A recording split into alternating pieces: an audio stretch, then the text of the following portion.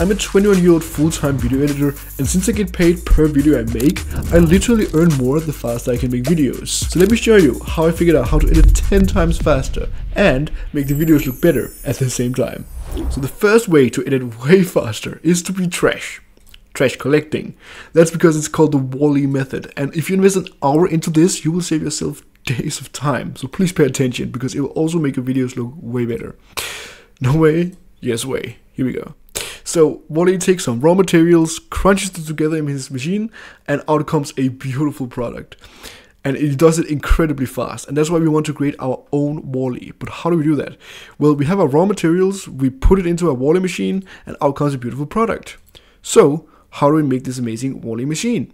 Here's our 3 steps, simple steps that you need to do. The first one is you open a new project and call it factory, and then whatever style you're editing in. It can also be for a client if you have multiple clients that you edit in different styles. That's what I have. So for the second step, you simply have to do this.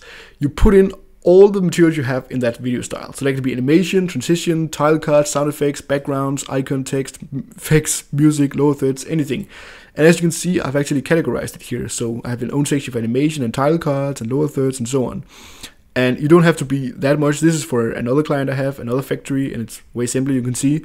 And just put in everything you have. And if you don't know where you can find it, you can either go through previous edited videos and just copy paste it in. You can find elements online, like on Envato Elements, which I use. You can also make your own, which I also do a lot actually. And the cool thing about this is you only need to do these once, because here's the thing. Once you have this factory, you can just copy paste these elements into the video you're making. Super convenient, and saves you a lot of time.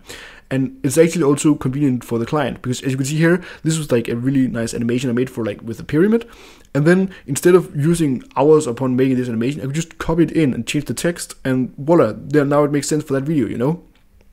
And if you do this, you're going to deliver the videos way faster to the client. You're going to keep the same style and brand for your videos, which makes them way more consistent, and people will love that, including yourself. It makes them look way cleaner, your videos. So it's a win-win for everybody. Now this next trick is short and simple. Here it is. Every editor has tried to edit on a trash computer at one point, like when it's really laggy and you barely can keep the project together and keeps crashing. But what if there was a trick that made laggy projects being able to edit 4K footage without upgrading your PC? Because I know it can be a bit expensive. Here's what you do. You simply create proxies. When I edit on my laptop, which is powerful but not like super powerful, and I want to edit 4K footage, this is what I do. And you might already know what it is, but I wish I knew this from the start, because it made it so much easier to edit.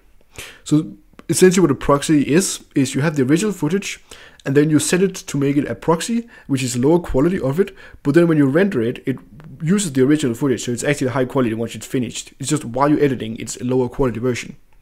And the way you do it, you can do it in most editing programs. In Premiere, you just right-click the footage and press Create Proxy. Super simple. And when you do that, you just press OK over here. You can set frame size to quarter. And then it just takes some time, and after it's done rendering there, you have a own proxy, and you can toggle it with that button right there under the playback. So that's how you go from having a trash computer to a supercomputer without changing the specs. Now the third method, which I really love, I use it a lot in the beginning, is the purple filter. So here's the thing. Let's say you've edited something super awesome. You spent a lot of time on editing it, and it's super cool animations and sound effects and everything. So then you watch it again because like it kind of feels good seeing what you've done, you know? And fair enough, I mean, I do that as well. But then you watch it again, and you watch it again, and you maybe change some small things, but you barely change anything. And it's kind of satisfying to watch something you edited well, right?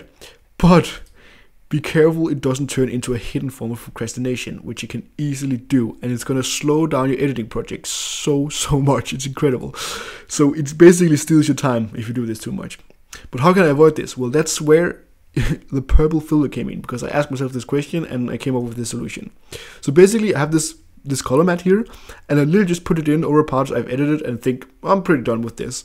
And then whenever I go back to like see this part again, I just see a purple filter, like purple on the playback, and I'm like, oh, no mind, better get back to editing, you know. And then at the end, I can like rewatch it and say, okay, can I improve something? Like, so I don't rewatch it 1,000 times, but instead I rewatch it when I actually need to. Super powerful. But it can really help you with creating the right habit of keep going and edit fast. Now this last one, this is the one shortcut that literally doubled my editing speed. And you can see here, so there are so many shortcuts in editing programs, so many, but I barely use any of them, and you probably do the same. So I discovered this button. It was the L button. And in Premiere Pro, it doubled the playback speed. But there is a problem with this, because here's the thing. For a shortcut to be actually used, it has to become a habit. And the thing is, when you have the L key, you can't make it a habit, because who edits and then suddenly moves their hand over to the L key? Like, that's way too far away. So when you find a shortcut in Premiere Pro, like this one, that literally double the playback, which is really good at cutting, original footage down, take advantage of them.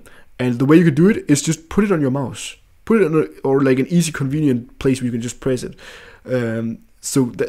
I can't recommend it. I use it all the time now. So there's actually one last thing I want to show you, and this thing will superpower your editing speed. And if you don't do it, this video won't really matter. And you can see why if you check out this video here. It will make you even faster at video editing. So go check it out. And thank you for watching. Hope it makes your video editing faster.